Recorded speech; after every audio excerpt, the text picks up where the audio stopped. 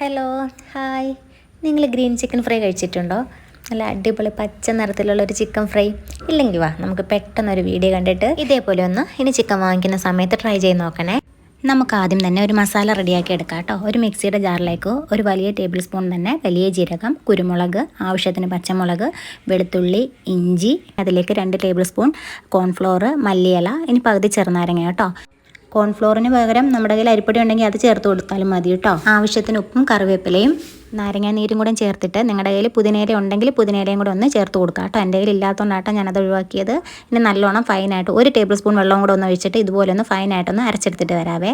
നല്ലോണം നമുക്ക് green colour കിട്ടണമെങ്കിൽ നമുക്ക് മല്ലിയിലയും പുതിനയിലയും കറിവേപ്പിലയൊക്കെ ഇല്ലേ, ഇലകൾ തന്നെ നമുക്ക് കുറച്ചധികം ചേർത്തിട്ട് നല്ലോണം ഒന്ന് അരച്ചെടുത്താലും മതിയാവും കേട്ടോ. ഇനി നമുക്കിത് ഓവർനൈറ്റ് വെക്കുവാണെങ്കിൽ അത്രയും നല്ലത്. ഇല്ലെങ്കിൽ ഓവർനൈറ്റ് വെക്കാൻ പറ്റിയില്ല എന്നുണ്ടെങ്കിൽ നമുക്ക് 2 മണിക്കൂറെങ്കിലും കുറഞ്ഞൊന്ന് വെക്കണേ.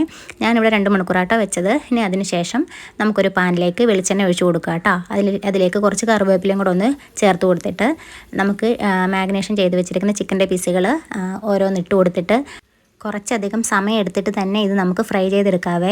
ഇനി ഇതിൻ്റെ ബാക്കി വരുന്ന മസാലയില്ലേ, ആ മസാല നമുക്കൊരു സ്പൂൺ കൊണ്ട് എന്തെങ്കിലും വെച്ചിട്ട് അതിന് മേലെ തന്നെ ഇട്ട് കൊടുക്കാം. അങ്ങോട്ട് വെറുതെ വേസ്റ്റ് ആയി കളയണ്ട കേട്ടോ. ആ മസാലയെ നമുക്ക് എടുത്ത് കഴിക്കാനായിട്ട് നല്ല ടേസ്റ്റ് തന്നെയാണ്.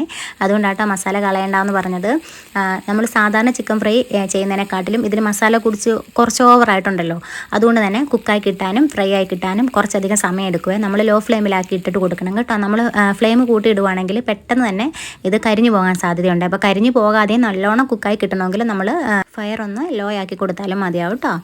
കുട്ടികൾക്കൊക്കെ നമുക്ക് എരിവ് പ്രശ്നമായതുകൊണ്ട് തന്നെ ഞാൻ അതിനകത്ത് കുരുമുളക് കുറച്ചാട്ട് ചേർത്തേക്കുന്നത്.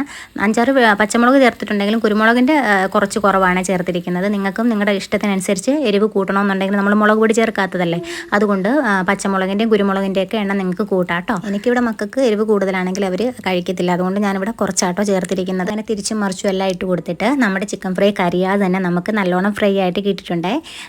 ഇതുപോലത്തെ ചിക്കൻ ഫ്രൈ ഇതുവരെ ട്രൈ ചെയ്ത് നോക്കിയിട്ടില്ലെങ്കിൽ ഒന്ന് ട്രൈ ചെയ്ത് നോക്കാൻ ആരും മറക്കില്ലല്ലോ അല്ലേ. എന്തായാലും ഒരു വെറൈറ്റി തന്നെയല്ലേ. കൂടുതൽ ഇൻഗ്രീഡിയൻസിൻ്റെ ഒന്നും ആവശ്യമില്ല. നമ്മുടെ വീട്ടിലുള്ള ചേരുവകൾ മാത്രം വെച്ചിട്ട് നമുക്ക് ഉണ്ടാക്കിയെടുക്കാൻ പറ്റുന്നേ ഉള്ളൂ.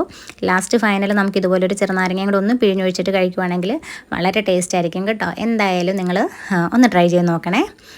കൂടാതെ നമ്മുടെ ചാനൽ FB പേജിലാണ് കാണുന്നെങ്കിൽ പേജ് ഫോളോ ചെയ്യാനും യൂട്യൂബ് ചാനലിലാണ് കാണുന്നെങ്കിൽ ചാനൽ സബ്സ്ക്രൈബ് ചെയ്യാനും ആരും മറക്കില്ലല്ലോ. താങ്ക്